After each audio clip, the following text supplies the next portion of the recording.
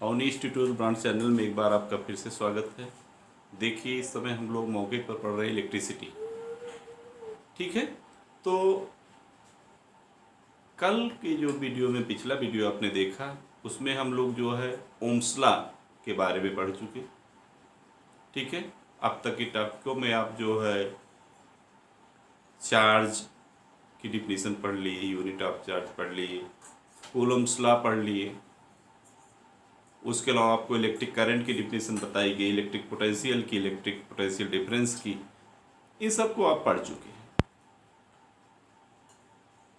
और पिछले वीडियो में मैंने चर्चा किया था कि ओम्स लॉ जो है उसका सत्यापन, हालांकि सत्यापन करने के लिए तो आपका लैब का है, प्रैक्टिकल में है। ओम के नियम का सत्यापन जो है आपके प्रैक्टिकल में है, लेकिन यदि ऑन पेपर आता है एग्जाम में तो उसमें कैसे करते हैं, उसके लिए हम आपको बताते हैं। ठीक, तो प्लीज़ चैनल पे नए हों तो चैनल को सब्सक्राइब कर लीजिए, ज़्यादा से ज़्यादा लाइक शेयर एंड कमेंट करिए। ठीक, और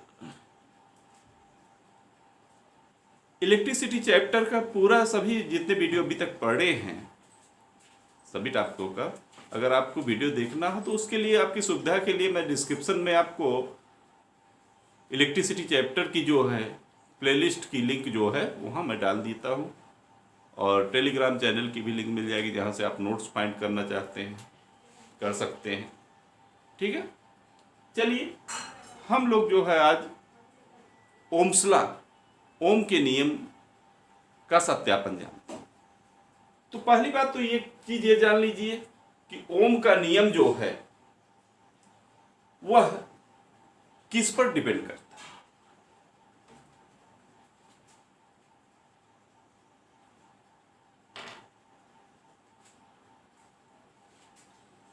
हम यहां लिख देते हैं ओम का नियम, यहीं से लिखते हैं ओम का नियम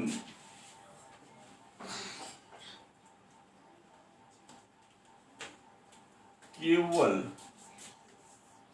धात्विक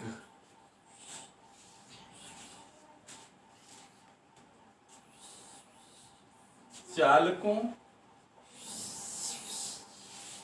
एवं, मीन्स ओम का नियम जो है वो आपका धात्विक चालक तथा जो है ये मिश्र धातु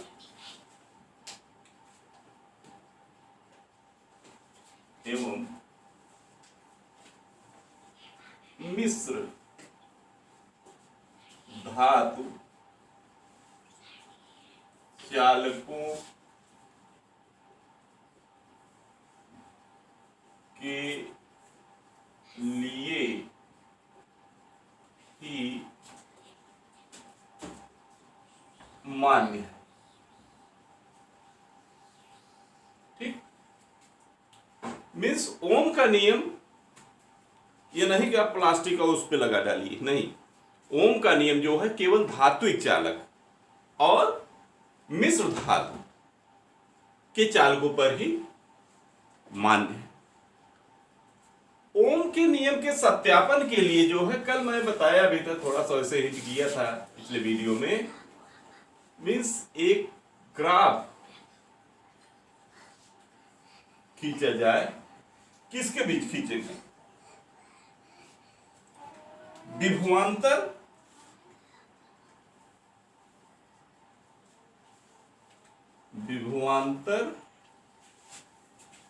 मीन्स V और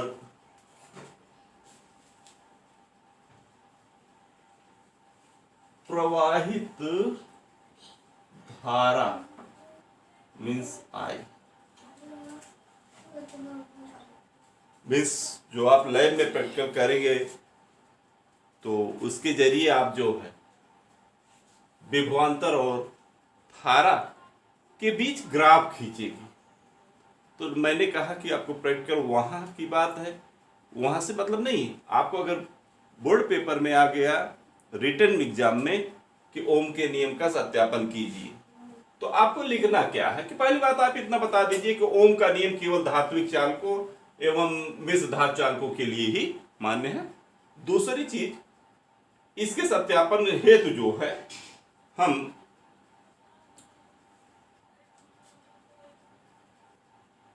अलग अलग किसी परिपथ में अलग अलग विभवांतर पर अलग अलग धारा, भाई विभवांतर अलग होगा धारा अलग होगा, के बीच जो है रीडिंग लेते हैं, रीडिंग लेके ग्राफ खींचते हैं। अगर ग्राफ ये ग्राफ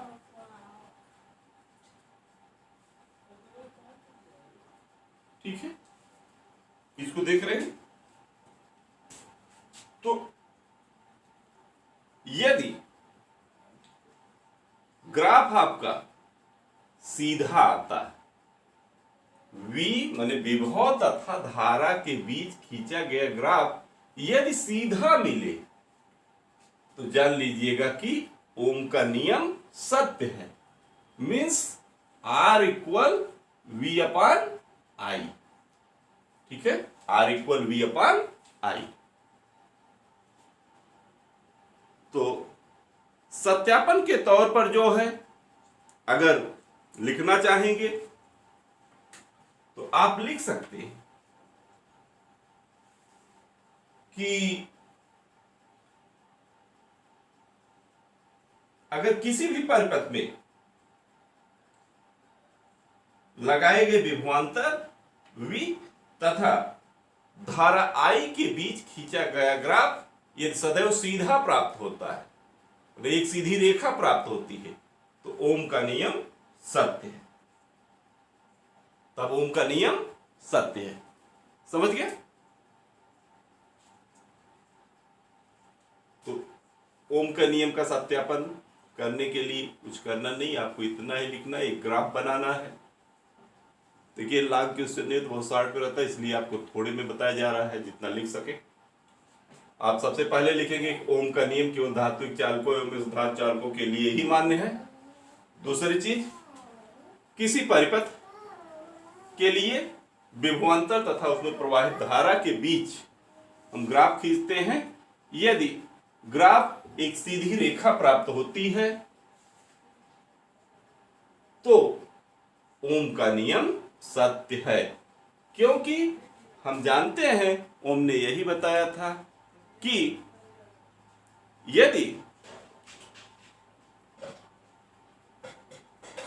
किसी पदार्थ की भौतिक अवस्थाएं अपरिवर्तित रखी जाए तो उस समय चालक में प्रवाहित धारा जो है उनके सिरों के बीच उत्पन्न विभवांतर के अनुक्रमानुपाती होती है, अर्थात V प्रोपोर्शनल I आपको बताया गया था। ठीक, जहां प्रोपोर्शनल को हटाए थे तो V इक्वल RI, जहां R एक नियतांक था जिसे ओम नियतांक कहते थे, इसी को वैद्युत प्रतिरोध भी कहा जाता। ठीक है, तो ये बात आपको समझ में आ गई होगी। अब हम लोग जो है अगला देखते हैं ओम के नियम की परिसीमाएं।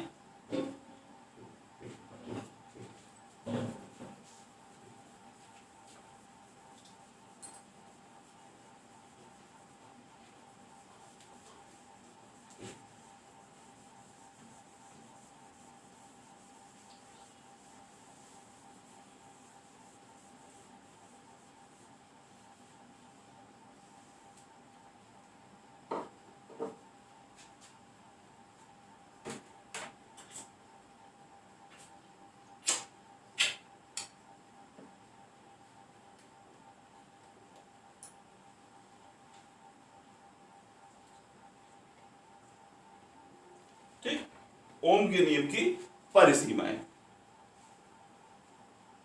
तो कोई भी चालक ओम के नियम का पालन उसी समय तक करता है जब तक कि चालक की भौतिक अवस्थाएं जैसे लंबाई और चालक तार के परिच्छेद का क्षेत्रफल, चालक का पदार्थ व ताप अपरिवर्तित रहे। ठीक है, तो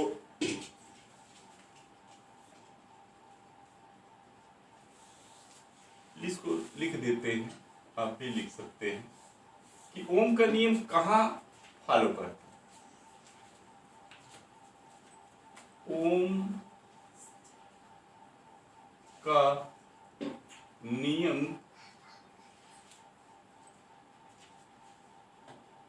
वहीं तक पालन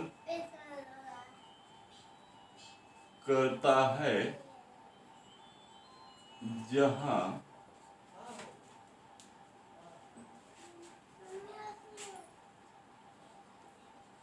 चालक की लंबाई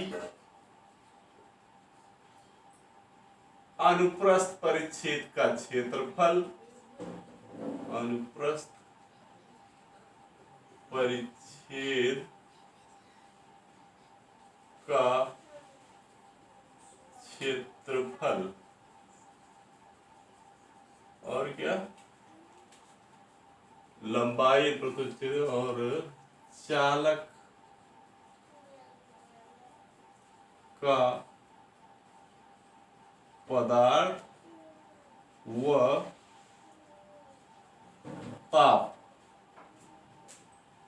कितनी बातें, ओम का नियम वहीं तक पालन करता है जहां चालक की लंबाई नंबर 1, नंबर 2 अनुप्रस्थ परिच्छेद का क्षेत्रफल निश्चालक के, और नंबर 3 चालक का पदार्थ व चालक का ताप क्या रहे, अपरिवर्तित रहे, अपरिवर्तित रहे। ठीक है, ओम के नियम की सीमा यहीं तक होती है। अगर इसमें से कोई भी परिवर्तित हो गया तो जान लीजिए ओम का नियम पालन नहीं करेगा।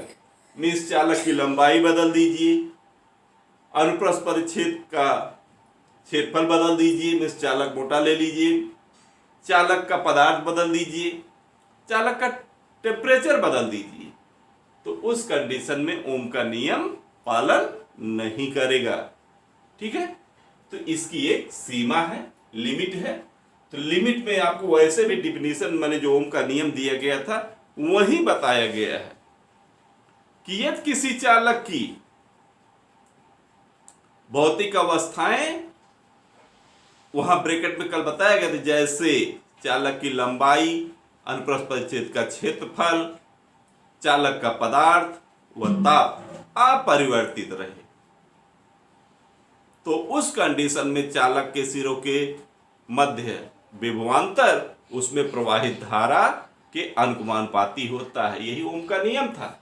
तो इसका मतलब है ओम के नियम में ये बाउंडेशन इतना है कि अगर ये अपरिवर्तित रहेंगे चारों, तो जान लीजिए ओम का नियम पालन करेगा, और अगर ये चारों में से कोई एक भी इधर उधर हुआ तो पालन नहीं करेगा। ठीक है, तो ये भी टॉपिक हमारे ख्याल समझ में आ गई, नोट कर सकते हैं कि ओम के नियम की परिसीमाएं क्या है। ठीक है, तो ओम के नियम की सीमा में आप ये 4 बातें याद रखिएगा। चलिए नेक्स्ट चलते हैं, वैद्युत प्रतिरोध हम लोग अब पढ़ेंगे। क्या पढ़ेंगे? वैद्युत प्रतिरोध।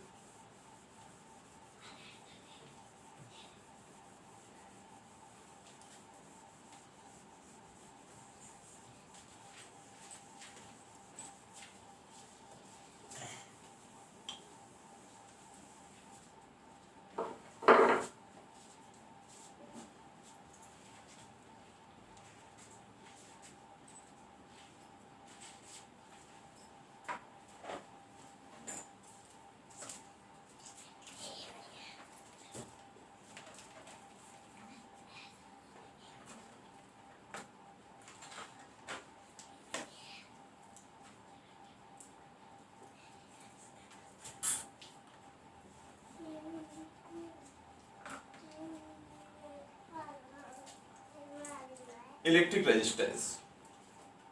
ठीक है, वैद्युत प्रतिरोध है क्या? वैसे भी प्रतिरोध शब्द से ही तात्पर्य है कि जो अवरोध करे। किसका किसके साथ यह शब्द लगा है? वैद्युत के साथ। जो विद्युत का विरोध कर रहा हो, विद्युत का मतलब विद्युत धारा का विरोध कर रहा हो, वही वैद्युत प्रतिरोध है। ठीक है, इसका मतलब है कि जो रेजिस्टेंस होता है, मीन्स वैद्युत प्रतिरोध होता है, वो धारा प्रवाह का विरोध करता है। ये कन्फर्म। तो चलिए नॉर्मल शब्दों में अगर वैसे जानना चाहें तो कह सकते हैं कि जब किसी चालक सिरों के बीच विभवांतर स्थापित किया जाता है तो चालक में विद्युत धारा क्या होती? बहने लगती, और चालक इस धारा का विरोध करता है।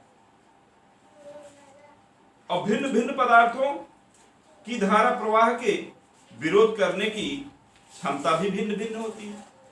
इसी विरोध को ही वैद्युत प्रतिरोध कहते हैं। ठीक है, तो चलिए हम लोग डिफिनीशन लिखते हैं।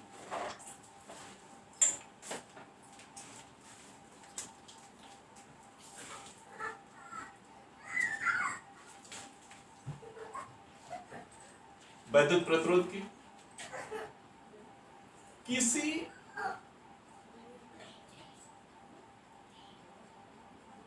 चालक का वह गुण, अब देखिए गुण की बात आ गई तो आप भी मत सोचिएगा। प्रतिरोध वास्तव में चालक का एक गुण है।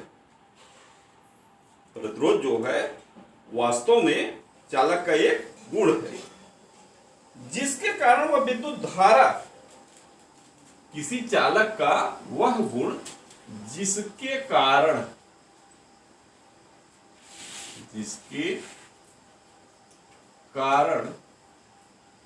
वह विद्युत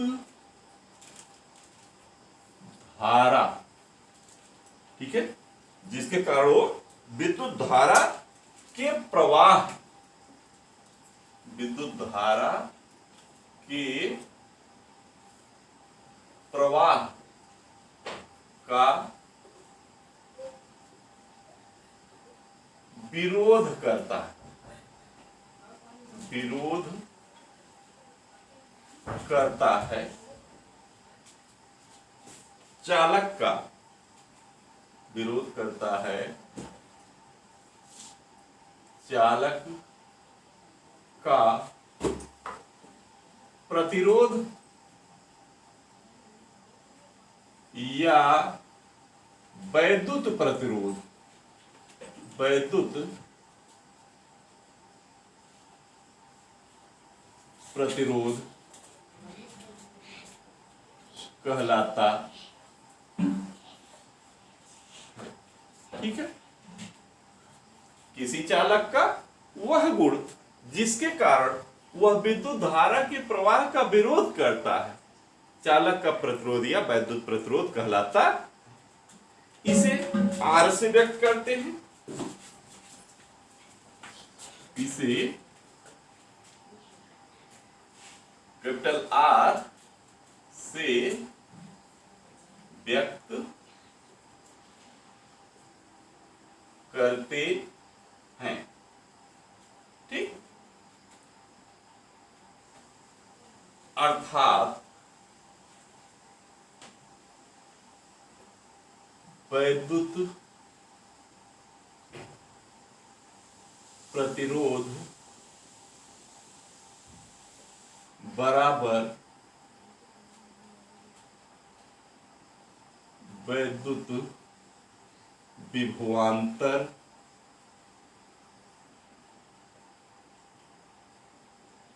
बटे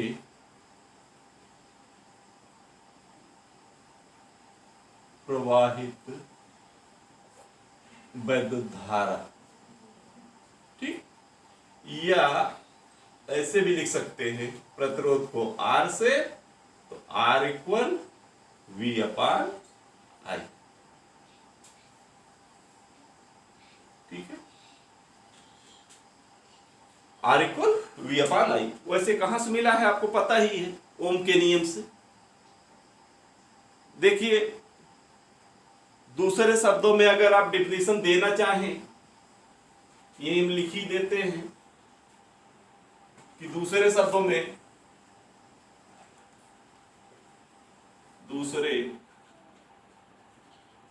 शब्दों में ऐसे आप बोल सकते हैं कि किसी चालक के सिरों के मध्य विभवांतर तथा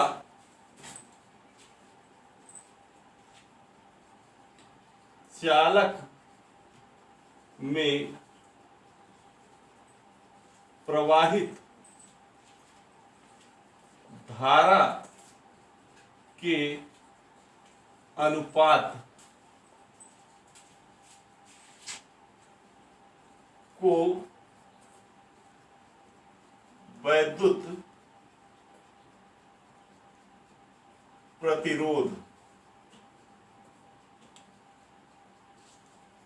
कहते हैं, ठीक है।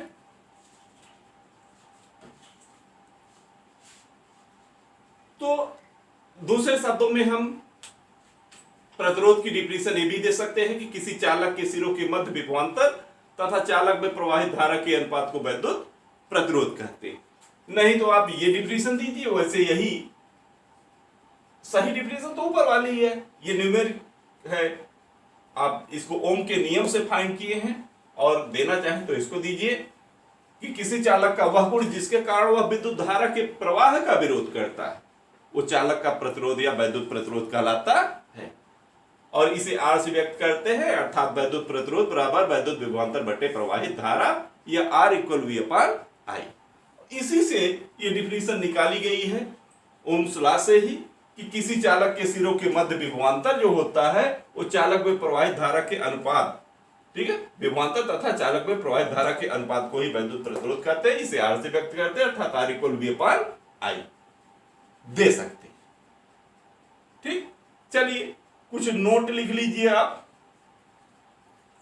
पहली बात नंबर 1, यह अदिश राशि है। कौन सी राशि है?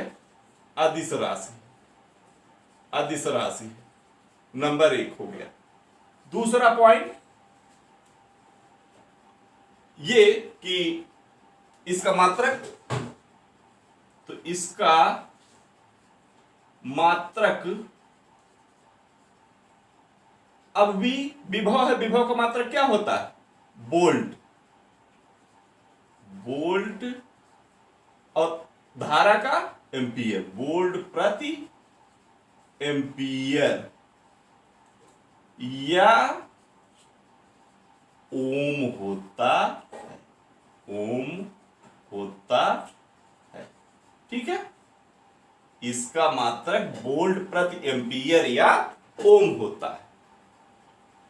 और संकेत में लिखना चाहें इसे लिख सकते हैं V ऐसे, और इसे लिखना चाहें या ओम का संकेत होता है, ये देखिए ये ओम, ठीक है। तो यही आपको बता दें तीसरा पॉइंट कि 1 ओम बराबर 1 वोल्ट बटे 1 एम्पियर, ठीक है। ये तीसरा पॉइंट है, इसको भी आप ध्यान देंगे कि अगर कोई पूछे 1 ओम वैद्युत प्रतिरोध है क्या, तो आप बताएंगे कि यदि किसी चालक के सिरों के मध्य एकांक विभव हो और उसमें एकांक धारा प्रवाहित हो रही हो तो उस चालक का प्रतिरोध 1 ओम कहलाता है। ठीक है, तो 1 ओम क्या है ये भी आपको समझ में आ गया होगा। ठीक, तो आज के लिए बस इतना ही। अब इसके बाद की टॉपिक में हम लोग जो है प्रतिरोध की निर्भरता पढ़ेंगे और उसी में आपका विशिष्ट प्रतिरोध आ जाएगा, स्पेसिफिक रेजिस्टेंस। तो आज की टॉपिक बस यहीं तक है। ठीक, तो प्लीज़ चैनल पर नए हो, चैनल को सब्सक्राइब कर लीजिए, ज़्यादा से ज़्यादा लाइक शेयर एंड कमेंट करिए। Thank you.